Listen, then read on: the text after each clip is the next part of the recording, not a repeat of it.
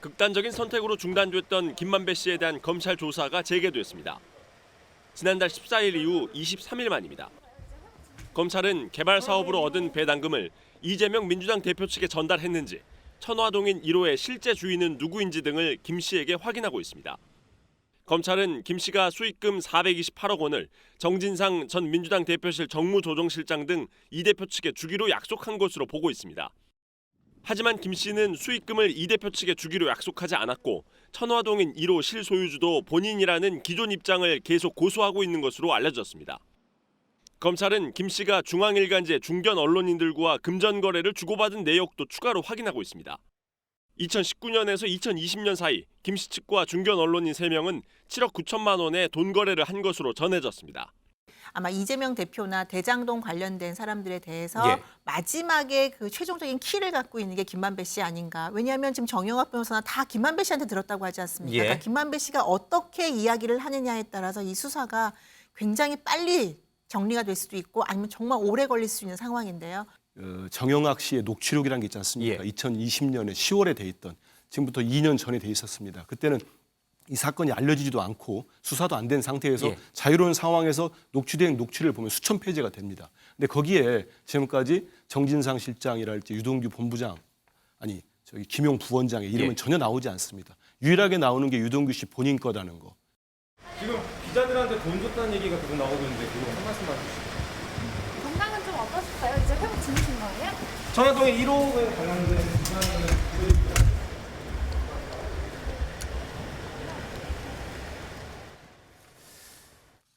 김만배 씨 이제 묵묵부답으로 들어갔습니다. 김만배 씨에 대한 조사는 이제 크게 두 가지죠, 그렇죠? 이제 이 천화동인 1호의 실소유주가 이재명 것이냐, 지분이 포함돼 있냐?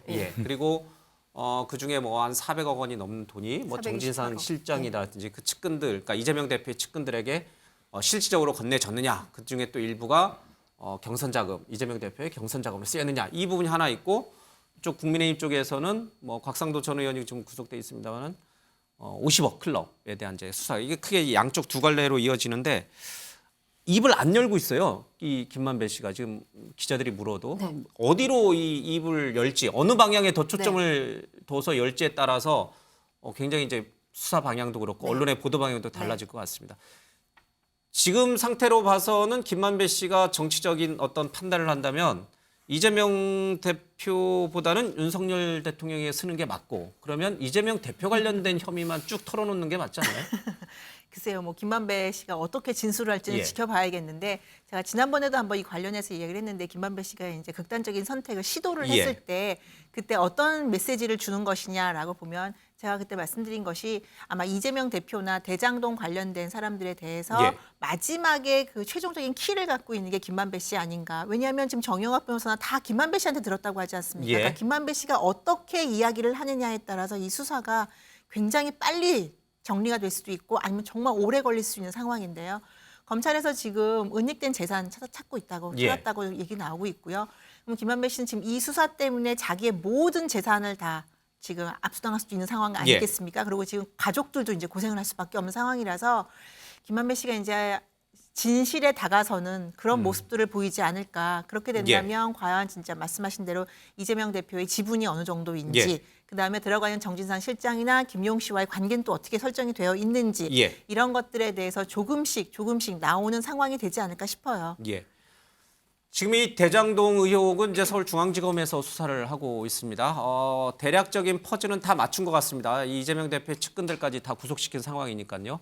그러나 정말 이 천화동인 1호의 실소유자가 이재명 대표인지, 그 지분이 그쪽으로 갔는지, 자금이 글로 건너갔는지, 요 마지막 퍼즐을 아직 검찰이 맞추지 못하고 있어요. 그 김만배 씨를 압박해서 그 마지막 퍼즐을 맞추려고 하는데 그게 잘 안 맞나 봐요. 이게 시간이 계속 걸리는 걸 보면. 글쎄요. 뭐 수사 진행 상황을 제가 모르니까요. 또 검찰이 갖고 있는 고유의 수사 기법이 있겠죠. 뭐 꼭 자백을 받으면 좋은 건데 그렇지 않고서도 증거에 의해서 그걸 밝히는 게 검찰의 임무니까요. 근데 지금 돌아가는 걸 보면 결국은 수사가 상당히 진행이 돼 있다. 김만배 씨도 결국은 입을 열 수밖에 없는 상황으로 가는 거 아니냐. 왜냐하면 재산을 다 찾았어요. 그 동결을 했고 또 진술이 거의 다 나왔고, 그러면 더 이상 김만배 씨가 버틸 만한 어떤 논리적인 뭐도 없고 뭐 저항할 힘이 없는 거죠. 그렇게 예. 될 경우에 검찰 입장에서 보면은 김만배 씨가 막다른 골목에 몰려 있기 때문에 예. 수월한 건 아니겠지만 이제는 거의 결정적인 순간에 온 게 아니냐. 그래서 물론 사건은 다르지만 이재명 대표도 이제 소환 조사를 하게 되는 거고 예. 이렇게 이 관련 수사들이 조금씩 진전이 되고 있지 않냐고 저는 봅니다. 예. 자, 만약에 여기에서도 뭔가 또 새로운 단서가 김만배 씨 입에서 나오게 될 경우에 이재명 대표는 피의자 신분으로 성남 FC 의혹과 관련해서는 피의자 신분으로 그리고 대장동 의혹과 관련해서도 또 피의자 신분으로 또 포토라인에 서야 되는 그런 상황을 맞을 수도 있습니다. 지금 민주당에서는 왜 대장동 그것만 자꾸 파냐? 50억도 팔아. 지금 이렇게 주장하고 있는 거죠? 50억 클럽 수사는 정말 안 되고 있는 게 맞습니다. 예. 거기에 보면 특히 이제 윤석열 대통령과 가까운 박영수 전 특검들이 있죠. 특검이 있고 법조인들이 상당히 많습니다. 예. 그래서 수사를 분명히 부패 수사를 할지 하는 수사는 돈의 출처를 찾아가는 게 맞는 수사라는 게 저희들이 대선 때도 강력히 주장했었고요.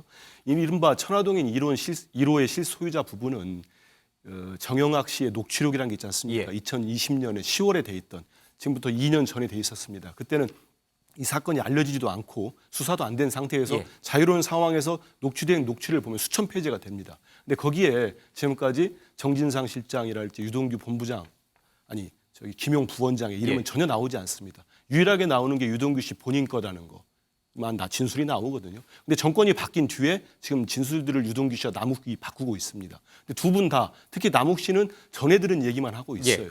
그걸 볼 때는 우리 국민들이 볼 때 어떤 진술이 믿을 만한 건지 정말 물증이라도 있으면 하나라도 내놔야 되는데 예. 이렇게 숱하게 수사하고도 이재명 대표 측과 연결되는 고리를 전혀 찾지 못했기 때문에 여전히 지금 검찰의 수사는 정치적이고 국민들이 여론을 이렇게 만들어가기 위한 프레임을 갖고 있는 수사가 아닌가 예. 이렇게 비판할 수밖에 없습니다. 알겠습니다. 우리 장 기자께는 다른 질문을 좀 드리고 싶습니다. 네. 오늘 나온 얘기 중에 조금 저희 언론계에 몸담고 있는 사람들도 많이 놀랐는데 김만배 씨가 이제 뭐 언론사 법조반장을 오래 했죠. 네. 아마 이제 각 언론사 법조팀에 있는 기자들하고 친분이 좀 있었던 것 같아요. 자, 이 네 곳의 언론사에 중간 간부급도 있고 또 하나는 뭐 진보적인 신문도 있더라고요. 이게 찌라시 돈 것만 보고 얘기해요. 확실하진 않으니까 그거 어디라고 실명은 모르겠고 한겨레라고 나왔습니다. 보도됐어요? 네. 저는 뭐 못 본 걸로 하겠습니다. 저는 일단 그러니까 모 언론사 간부도 있고 또 뭐 방송사 네. 종편 종편. 방송사 간부도 있고 네. 막 여러 가지가 있습니다. 근데 이제 본인들은 정당한 거래 동거래였다. 물론 차용증을 쓰지 않은 분도 있습니다만은 뭐 또 이자 대가로 받았다라고 주장하는 분도 있는데 자 이거를 우리 세간의 이 세인들은 일반 우리 국민은 어떻게 볼 것인가? 그러니까요. 이 사건의 그러니까 핵심 키맨은 역시 김만배다라는 생각이 좀 듭니다. 왜냐하면 이 대장동 사건에 마치 뭐 이재명 대표에 대한 정치적 표적 뭐 이런 얘기도 있지만 핵심은 역시 김만배구나. 왜냐하면 조직과 돈, 네트워크가 다 김만배를 중심으로 돌아가고 있지 않습니까? 특히 이제 그 중에서 언론계도 나온 것이죠. 그 법조반장을 오래 했기 때문에 법조계 네트워크는 검사, 판사 뭐 다 이렇게 있었던 거고요. 정치인들 마찬가지고요. 그리고 이제 언론사들도 후배들 이렇게 관리하면서 뭐 용돈도 줬다는 얘기도 있고 했었는데 용돈 오늘은 치고는 액수가 엄청 커요. 용돈도 주기도 했다고 했는데 용돈 플러스 오늘 보도가 된 그렇게 뭐 어떤 사람의 경우에는 뭐 아파트 한 채값. 뭐 6억 정도 되는 돈을 빌려주기도 하고 뭐 관련해서 그 해당 회사에서는 진상규명 대책위원회도 꾸려서 대응을 하는 걸로 알고 있습니다. 그러니까 여하튼 이런 문제들을 볼 때 이 사건의 핵심 키맨인 김만배가 앞으로 어떻게 증언을 할 것이냐가 되게 중요한데요. 본인이 극단적 선택을 하기 직전에 심경 고백을 하면서 내가 뭐 거짓말로 뭐라도 지어내야 된다라는 얘기를 했거든요. 그러니까 상당한 그 검찰 수사의 심리적 압박을 느끼고 있는 것이고요. 그리고 관련해서 그 천화동인 1호의 소유주는 나다라는 주장을 시종일관 하고 있습니다. 그러니까 검찰에서는 아니다 428억 소위 저수지라는 것에 이 대표 측의 지분이 포함돼 있다라고 말을 하지만 김만배는 그에 대해서 확언을 하지 않고 있거든요. 그래서 오늘 이제 첫 번째 23일 만에 출두를 했는데 오늘 검찰 조사에서 어떤 입장을 피력할지 그 내용을 좀 지켜봐야 될 것 같고요. 그리고 언론계에 이렇게 기자들이 김만배 씨하고 뭐 선후배 사이로 엮여 있다 손 치더라도 이렇게 부적절한 금전 거래가 있어서는 안 된다라는 생각이 좀 들어서 매우 안타깝습니다. 그러니까요.